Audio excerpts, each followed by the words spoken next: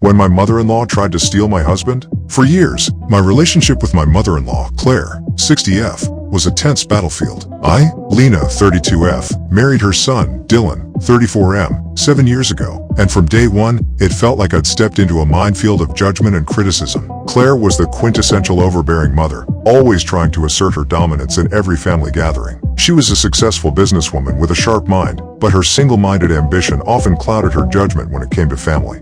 Claire owned a chain of upscale boutiques and had always had high expectations for her son. She envisioned him marrying someone with a successful career and a prestigious background, essentially, someone who matched her own aspirations. When I came into the picture, I didn't fit that mold. Sure, I had a decent job as a marketing manager, but I wasn't in the same league as the socialites Claire surrounded herself with. Dylan often defended me against his mother, insisting that she was just being difficult, but it did little to ease the strain during family gatherings. I remember one Thanksgiving when Claire had the audacity to comment on my homemade pumpkin pie, which I had actually bought from a local bakery. She laughed and said, "Well, at least you tried, Lena." I smiled through gritted teeth while Dylan rolled his eyes, clearly embarrassed. As the years went on, Claire's criticisms became more targeted. She questioned my parenting choices, scolded me for how I dressed, and often suggested that Dylan should be more ambitious. It was exhausting, and I often found myself second-guessing every decision I made, all while trying to be a good wife and mother to our 2 kids, Sophie, 5, and Max, 3. Then came the shocking turn of events that changed everything. A few months ago, Claire suddenly started treating me differently. One afternoon, she called and offered to babysit Sophie and Max while I ran errands. I was taken aback. The last time she had volunteered to help was years ago, and I'd expected her to be critical of my parenting. But this time, she showed up with a smile and even brought their favorite snacks. As the weeks passed, her kindness escalated to an almost bewildering degree. She started complimenting my cooking, praising my parenting style, and even surprising us with thoughtful gifts for the kids. "I just want to help you out," she would say, her tone almost saccharine. It felt surreal, and I began to wonder what was really going on. Dylan, ever the optimist, suggested that maybe Claire was finally turning over a new leaf. Perhaps she had realized how her past actions affected our relationship and wanted to mend things. I wanted to believe that, but something felt off. Was this some kind of trap? Then came the day I stumbled upon the first clue. While scrolling through social media, I came across a picture of Dylan with a woman I didn't recognize, laughing together at a local park. My heart sank. The caption read, "So glad to see my son enjoying time with his new friend. #family." I felt a pit form in my stomach. Who was this woman? And why was Dylan spending time with her? I confronted Claire the next day, hoping to get some answers. "I saw the picture of Dylan with a woman named Tara," I said, my voice trembling. "Can you tell me who she is?"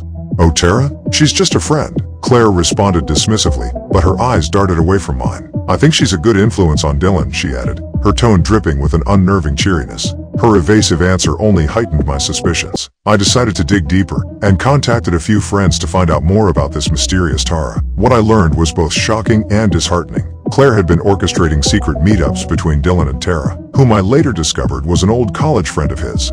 Claire had initially met Tara at a charity event she organized, where they bonded over their shared love for upscale fashion and fine dining. It turned out that Claire was using Tara as a pawn in her game, hoping to drive a wedge between Dylan and me. I felt betrayed, like I was living in a twisted version of the Twilight Zone. Once I had gathered enough information, I confronted Dylan. "We need to talk," I said, my heart racing. I pulled out my phone and showed him everything. Photos, social media posts, and the whispers I'd gathered from friends about Claire's schemes.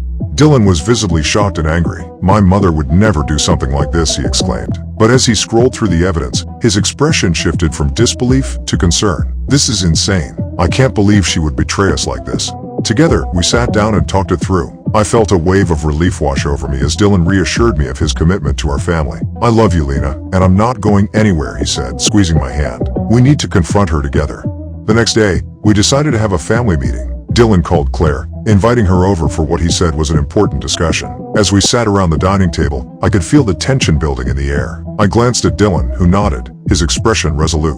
"Claire, we need to discuss your recent behavior," I began, trying to keep my tone steady. "We've learned about your plans to set Dylan up with someone else."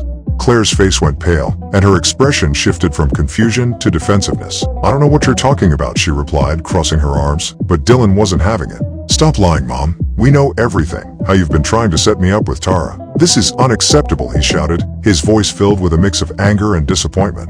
Claire looked between us, her facade crumbling. "I was just trying to help you. You need someone like her in your life," she insisted, her voice rising defensively. "You've been so distant lately, and I thought this might bring you happiness." I couldn't believe what I was hearing. You think sabotaging my marriage is helping? You're trying to drive a wedge between us, I said, feeling my anger boil over. Claire's demeanor faltered. I just wanted what's best for you, Dylan. I thought maybe you were unhappy.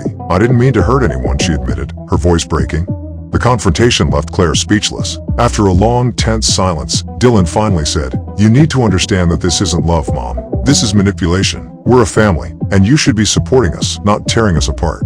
I watched as Claire's bravado crumbled, revealing the pain underneath. "I didn't think it would get this far. I just wanted to see you happy," she admitted, her voice shaky but sincere. "I thought I was helping." We ended the meeting without resolution, but we had drawn a line in the sand. It was clear that Claire's idea of support was skewed and toxic. Dylan and I decided to take a break from her, focusing instead on our relationship and our children. As the days turned into weeks, I observed how Dylan struggled with his feelings about his mother. He wanted to forgive her but couldn't ignore the pain she caused. Together, we sought family therapy to navigate the situation. With the help of a professional, we learned how to set boundaries with Claire and communicate our feelings effectively. During one of our therapy sessions, Dylan shared how much he valued our relationship. "I never want to lose what we have. I want our kids to grow up in a loving environment, free from manipulation and deceit," he said, looking at me with determination. In the end, our experience taught us invaluable lessons about trust, loyalty, and the importance of standing together against external pressures. While the road to healing was long, we emerged stronger and more united as a family. Months later, Dylan finally reached out to Claire, initiating a conversation to express his feelings. "I love you, Mom, but I can't have you meddling in my marriage. If you want a relationship with me and the kids, you need to respect our boundaries," he told her. And to his surprise, she agreed to work on her behavior. In the following weeks, Claire made a concerted effort to change her ways. She apologized for her actions and promised to respect our family unit. While we remained cautious, I could see genuine remorse in her eyes. Slowly, we began to rebuild our relationship, taking small steps towards a healthier dynamic. However, Claire's past behavior still lingered in the background, casting a shadow over our progress. It wasn't until a few months later that Claire truly showed her commitment to change. At a family gathering, she surprised us by bringing along a counselor she had been working with. "I want to be better," she said, her voice shaky but sincere. "I realize how my actions have affected all of you, and I want to work on that." With the counselor's guidance, Claire began to learn about the importance of boundaries and respect. It was an ongoing process, but we were willing to give her a chance. Dylan and I knew it wouldn't be easy, but we were hopeful for a future where our family could thrive without manipulation or deceit. Looking back, I realized that the experience had transformed our family. We were closer now, united in our love for each other. Dylan's strength in standing up for us made me fall in love with him all over again.